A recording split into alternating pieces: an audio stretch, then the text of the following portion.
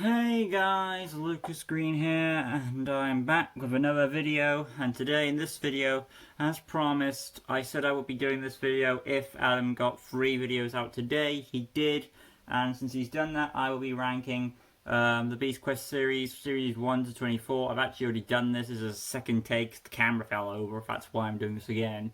So, kind of a bit lagging there, but oh well. New place, new house, this is the new place since I did this. But yeah, so hopefully this goes as well as I expect to, and hopefully the camera doesn't fall down again. If it does, I'm going to do the video on my own to make it easier. But that being said, let's get through to the video. Like always, so starting off at my 24th spot, Series 11, no surprise there. Again, it's kind of a bad series. It's basically rehashing series. It's basically rehashing series 11. No, it's rehashing series 1. It's got good elements with Kensa and like using the blood of a good beast to make her own. But again, the problem here is that she could have done this. She has the ability with the lightning. She was established to be banished to this kingdom, to whatever kingdom it was. I forget which kingdom it was she was banished to, but she was meant to be banished there, and she wasn't. So because at the beginning we see her able to snag blood from beasts, go back to where she came from, where she was banished to, and then conjure up her plans. So why couldn't she just do this in the first place? Just go to Avantia, then go in hiding, prepare your revenge, and break the beasts there. But no, we do this, and we do get some nice counterparts to the good beast, but again, it feels like rehashing, so it's not the best at all, which explains why it's at the bottom of this list. Moving on to my 23rd spot is Series 12, no surprise there. Again, Adam wonders why I don't like this series very much, and again, simple enough, it's due because it doesn't live up to the stakes, and we'll get to another one. I think there's a few others that don't live up to the stakes for me. Now, I'm not sure how Adam did his when he did his series ranking, did he base it off the series or off the beasts? I'm assuming it was the beasts, but I could be wrong. He'll probably correct me or something. But as it stands, Series 12, it's an okay series. You've got the lightning beasts, independent beasts on their own with no master, have a vendetta against Taladon and Tom. The Jezrin, Kensa, and Senpeo, all the 3 of those villains you've got to go up against. And then you've got the kingdoms colliding, the darkest tower, the title is lit, everything seems like the highest it's ever been, but not really. It just feels like, let's go here, let's go there, but the kingdoms are still colliding, but it doesn't feel as intense enough. The villains are kind of a threat, but they kind of get found out at the end, and Jezrin gets beaten pretty easily, how I imagined it. And then as with the lightning beasts, well, they're cool, but it feels like a little petty grudge than a serious threat when you think about it. So it's an okay. I mean, I'll take it over Series 11 any day because I don't want to have a rehash. But unless it's a good rehash, I'll take it. But as it stands, Series 12 doesn't live up to its expectations, and that's why I don't like Series 12. Okay.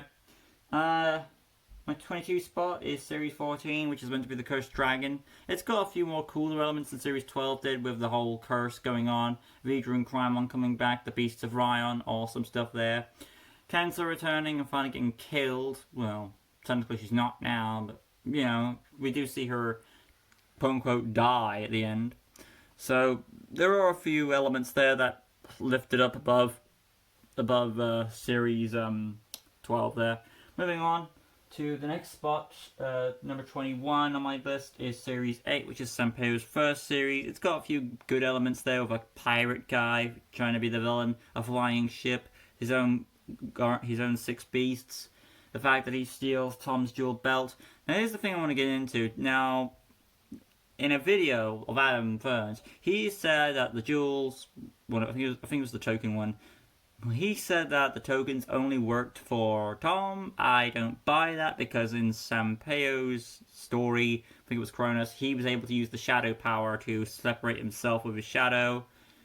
So I believe, you know, that's how I think anyone can use these dual powers. Plus, it makes for an interesting climax. Only problem with the climax is, why it's so low on the list, is because Senpeo doesn't use the dual powers at the end, which he should do to face Tom on an equal playing term. But he doesn't. So there are a few good elements there as it stands.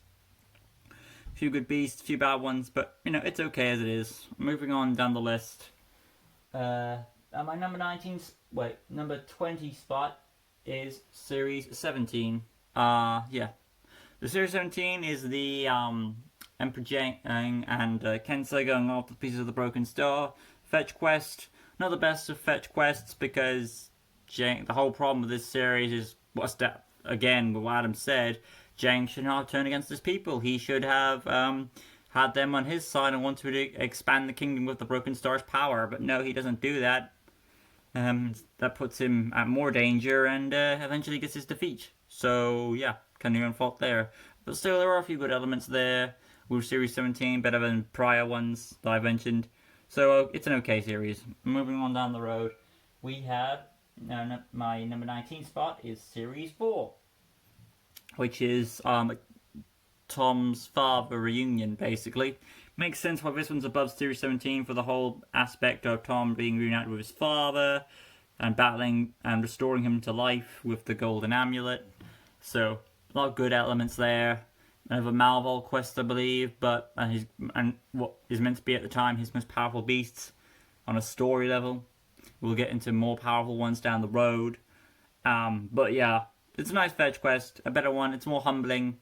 And there will be something I'll be going into, not in this video, but with something I need to talk to on Adam on a call about Beast Quest related. So, as it stands, it's a good one. Moving on down the road to my number 18 spot, which is Series 3, going from 4 to 3. This one is here because I feel like it's more interesting. You're in Malval's kingdom. Everything's out to get you.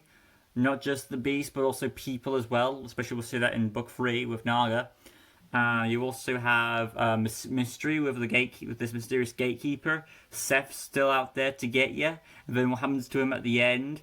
And then you also have a fetch quest going on. A lot of good elements at play. I feel like Series 3 is kind of an underrated gem. Yeah, even though it's low on my list, I will say it's kind of underrated, I'd say. Let's see now. As in Series 3 is underrated on a story level. I know the beasts are kind of but yeah, my number 17 spot is Series 19. I like this one because it feels like a How to Train Your Dragon kind of adventure. With like these, you have a bunch of warriors facing off against these dragons, going from dragon to dragon. Yeah, it kind of gets boring with the whole dragon thing, but it fits with the series because it's a kingdom of dragons. The whole thing with Korax is a bit confusing, but it's an okay thing. Jezrin, Jezrin's back. Bukberik, his apprentice. Awesome duo there. So I think it's got a nice few good elements to keep it fresh. Let's move along to number 18 spot, which is number 18. I'm off track. Series 17 was my number. Yeah, was series. My number 17 spot was Series 19. My number 16 spot is Series 15, which is Velmal's Revenge. It's okay. I think I like for the fact we bring Velmal back. Yes, his defeat is kind of pathetic, which is why it's so low on this list.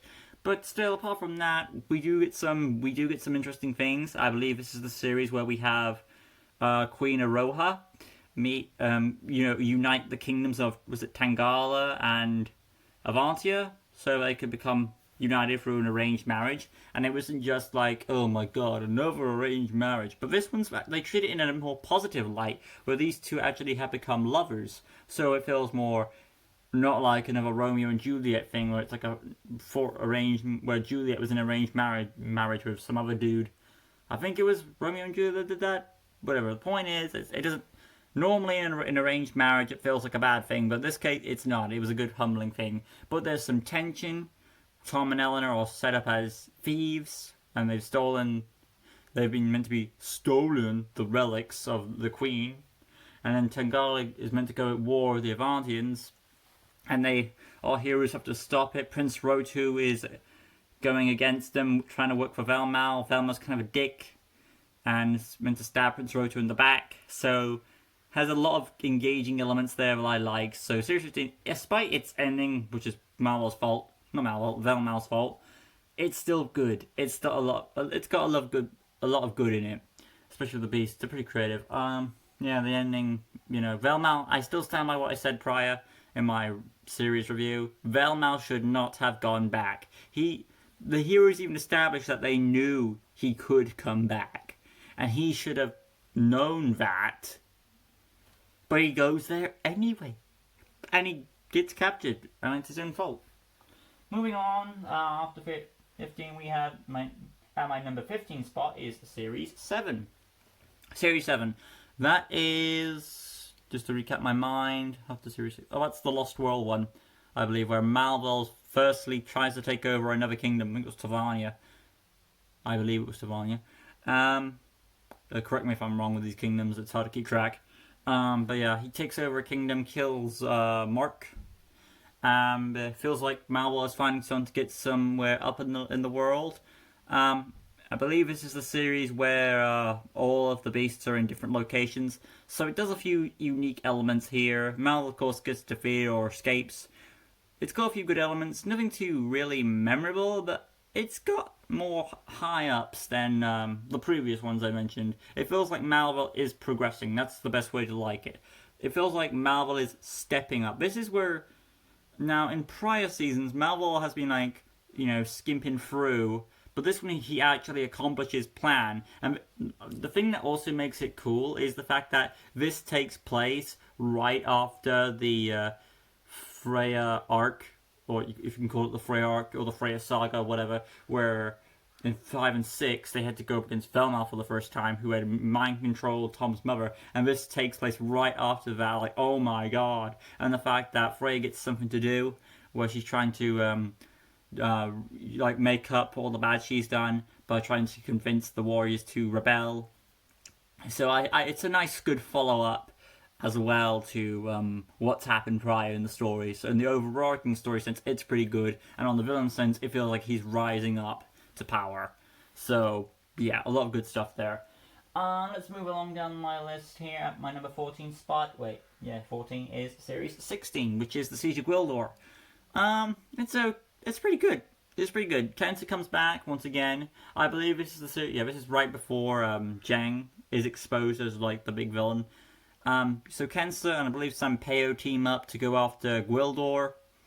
Freya's probably in there somewhere, and they're sending all types of beasts creating from different creatures.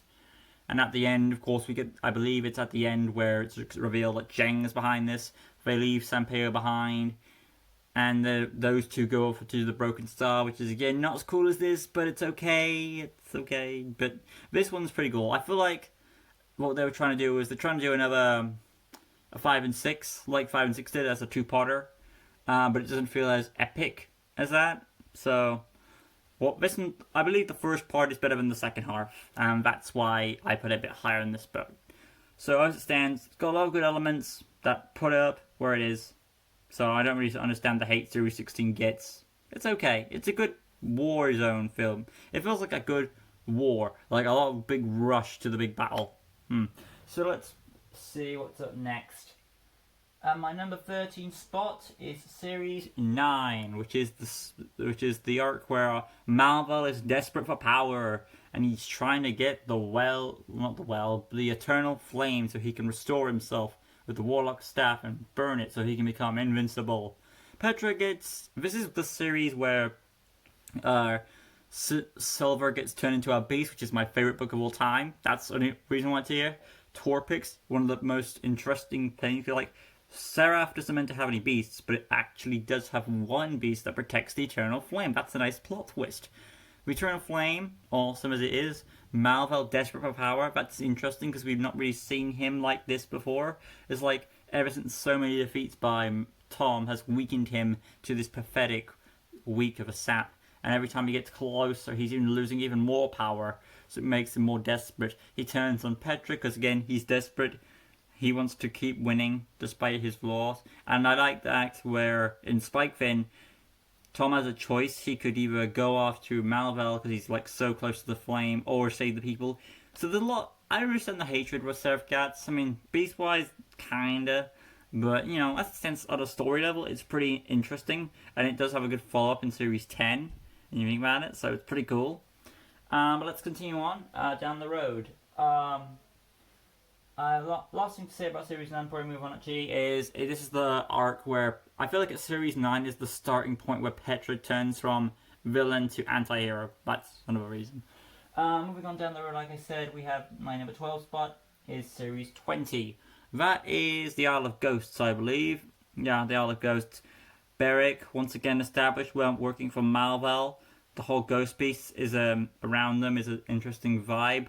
Taladon is once again brought back so he can visit his son. Akira, another great book there.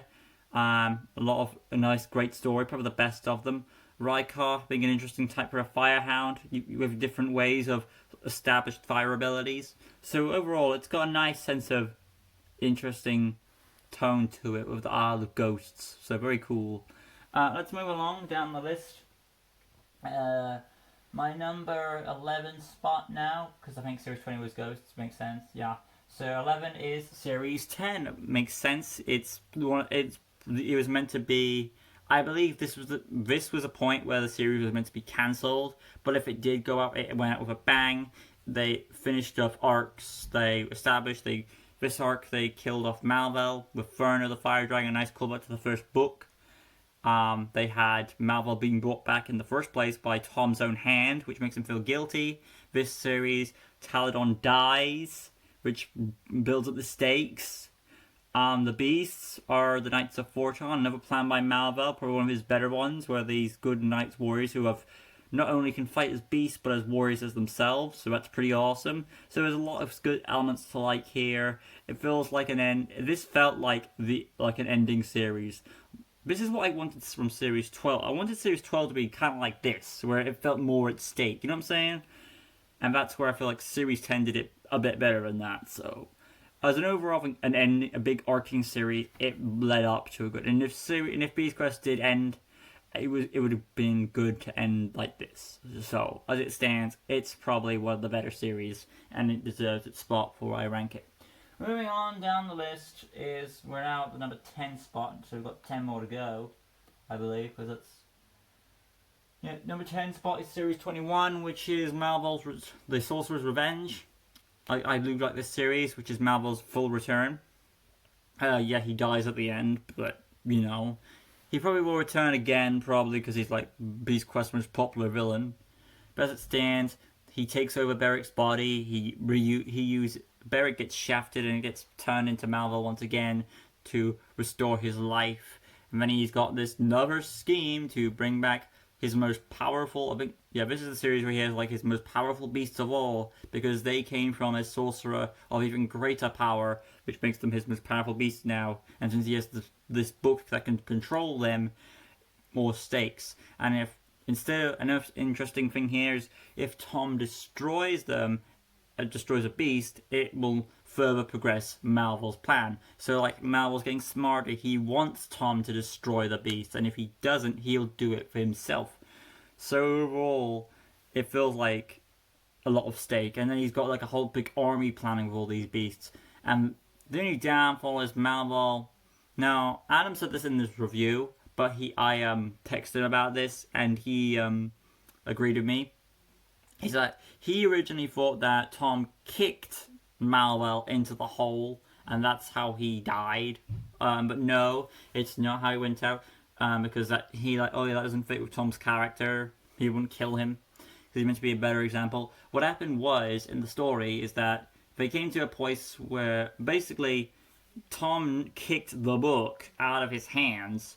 Malvel goes to get it, but he doesn't see where the book's gonna land, and it lands in the hole, and he falls in with the book, and before he has a chance to read it, all the beasts come swarming at him. He's either A, dead, and if he's not dead, I would like a good explanation of how he returns, apart from, he was sent to the Isle of Ghosts again. But don't, try something new, okay? But as it stands, it's pretty cool. Moving on down the list, is my number 9 spot now.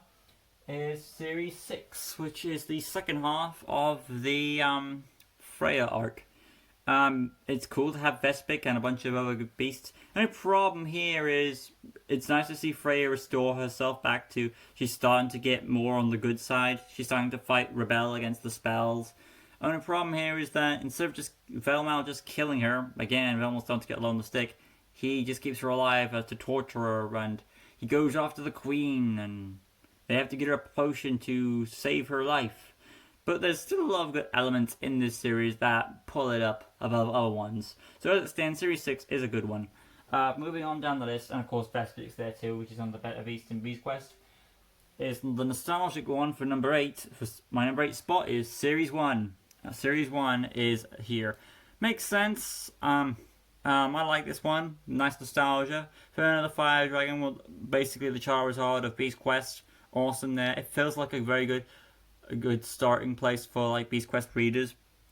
With Furner the Fire Dragon, this series feels like we develop along with Tom on his journey. We see him grow, we see him bond with characters, and we see him finally face the Sorcerer. It feels like the Philosopher's Stone, that same vibe, that same feel. That's how it feels to me, anyway.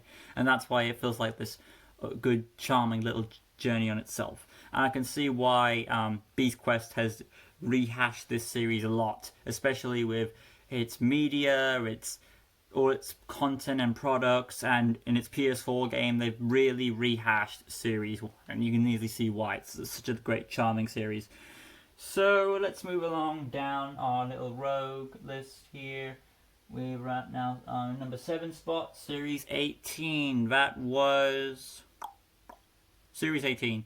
Oh, that was the Trial of Heroes. Again, I like this series. I'm not sure why Adam hates it, but probably because it's the fact that it's a rehash of Series 13. I mean, I get that, but it feels like a good rehash, if anything. It's not better than Series 13, but it's good. It's good. You've got a different vibe with it, because you have a competition with Amelia and her uncle going off to fight for the title, because in a way she's some sort of relative connected to... She's a descendant of another warrior who's Master of the Beasts, and she's trying to fight for her title as well. So we have a nice rivalry there. And it's not like they hate each other. It's more of a competition rivalry. So and we do see her fight the beasts, and she can hold her own. So she's not just like an average woman. And it's not what you think it is. Amelia isn't a bad guy at all. It turns out her uncle is the traitor. I bet my probably guess is that it's actually Jesrin in disguise, and probably Jesrin killed the real uncle and took over his place, which is kind of sad for Amelia. And basically it's meant to establish him for a future arc in Series 19. So it does feel like a competition. It does feel like an engaging. It's a new flavor to it. It doesn't feel it's not as good as Series 13, but as it stands, it's pretty damn good. It's a unique flavor to it, because it's treating the series as a competition more than we've got things against us, and it only feels like that when you have Jesrin come back. So that's pretty cool. Let's move along now down the list. Oh, big surprise! Now I put Series 13 out right after here, so that means my number 6 spot, like I said, is Series 13. Now I put this here because I knew a lot of people, including Adam, will be ticked off if I put Series 18 and 13 reversed.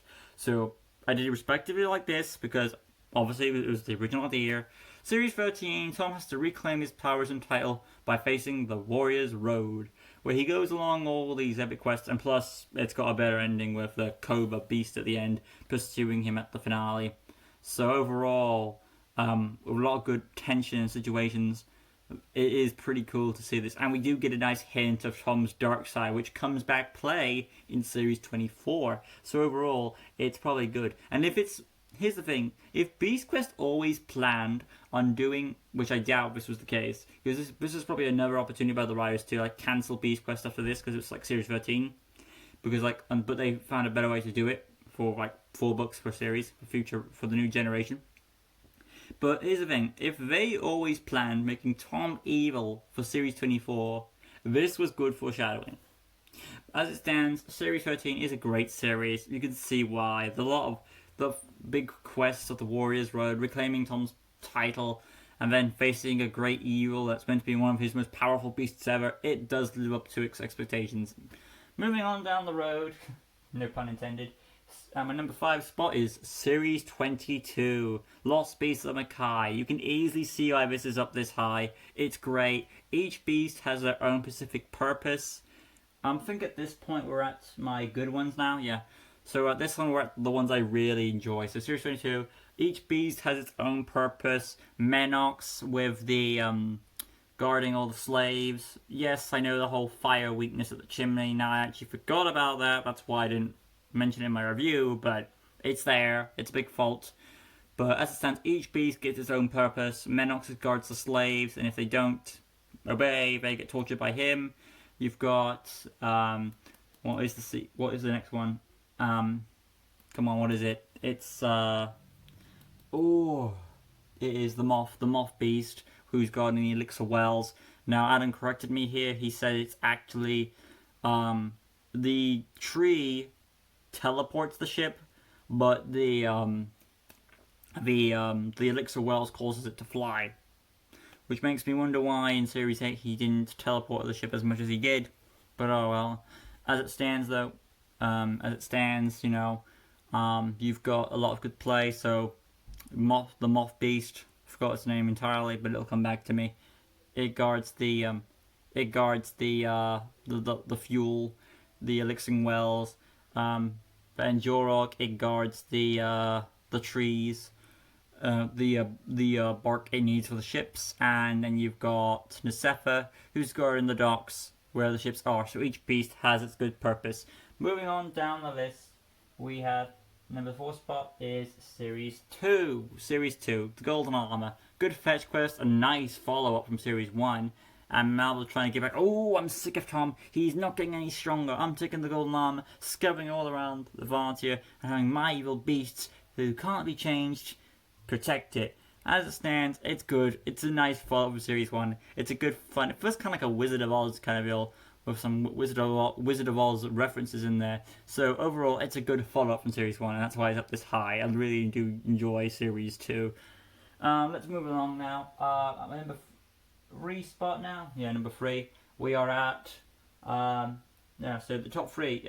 My number 3 spot is Series 23, which is Exocon series. And yes, I call him Exocon because there's an X in his name, and if it's meant to be Zirkin, it should be with a Z or an S, at the least. But Exocon, how I'm pronouncing the name, is a good intimidating beast. He disguises himself as King Angelo and sets up the series. You can easily see why this series is this high, easily enough. And after this, there's going to be 2 series left. You can keep track, you'll know what they are. And it's no surprise what the final 2 are. But as it stands, Series 23 is good, more great than it can deserve. Exocon has pulling the strings the entire time. Tom's Golden Armor destroyed, all his power is gone. He's got to build up himself, discover who's really behind this, and get his powers back. It feels like a good, epic situation. Oh. And moving on to my final 2, it all comes down to 24 and 5. Either way is great. It was so hard to choose, but at the end of the day, number 2 is Series 24. Series 24 is at my number 2. And now I'll explain right away why. I'll say in my number 5 spot why number 5 is better than 24. But as it stands, Series 24 is a fan-made series. It really feels that way because it's got so many elements that we've been wanting as Beast Quest fans. Tom being turned evil, Eleanor in the driver's seat, Delta gets something to do, Rhea returns as a villain. We get and more development for that character. So many elements at play, so many good twists and turns. A shrimp beast, unique beast entirely. Beast you wouldn't expect. This series really feels fan made. Morax is based off a pangolin, an animal you wouldn't expect. A shrimp beast, another beast you wouldn't expect, and they make a shrimp beast so intimidating, non-stop badass. And then you've got the other 2 ones. They are Electro, a skeleton-looking bird. That's damn cool. And finally, we have the last beast, Krokor, the father of fear, turning Tom into an actual beast. Another good thing that fans have been wanting. Only it's like another presence, but still, it's great. You can easily see why Series 24 is this high. And of course, number 5, at my number 1 spot, is Series 5. Why is it above Series 24, you may ask? And it's very hard to swap these 2, but the reason why Series 5, to me, is above Series 24 is for one big reason only, and it's because it leaves a big blow to our heroes. They don't win. The villain wins. He escapes with his mom, as he's just find out that he is her mom. And throughout this series, you've been wondering, who is this mysterious evil woman? And it turns out, oh my god, it's Tom's mother. He's finally rekindled his parents' friendship and bond with them. But he doesn't get to relive it because, dramatic blow to our heroes, it feels like The Empire Strikes Back from Star Wars, where he figures out, I am your father. No, like, I am your mother. And then they still lose and the villains get away. Oh, it feels like a big, oh my god. So much weight, so much drama. You can easily see why this is the number one for me. So effective with the plot, and I love it more or less. And that be it for me. And that's my ranking of the Beast Quest series. This is my second take of doing this. Hopefully you guys have enjoyed it. If you did, leave a like, comment, go subscribe, the good stuff. Hit the notification bell right in the corner down below so you can stay tuned for all Beast Quest related topics on my channel and other content that is there. With that being enough for me, I've got other videos to do today, so I'll see you in the next one. Like always, peace.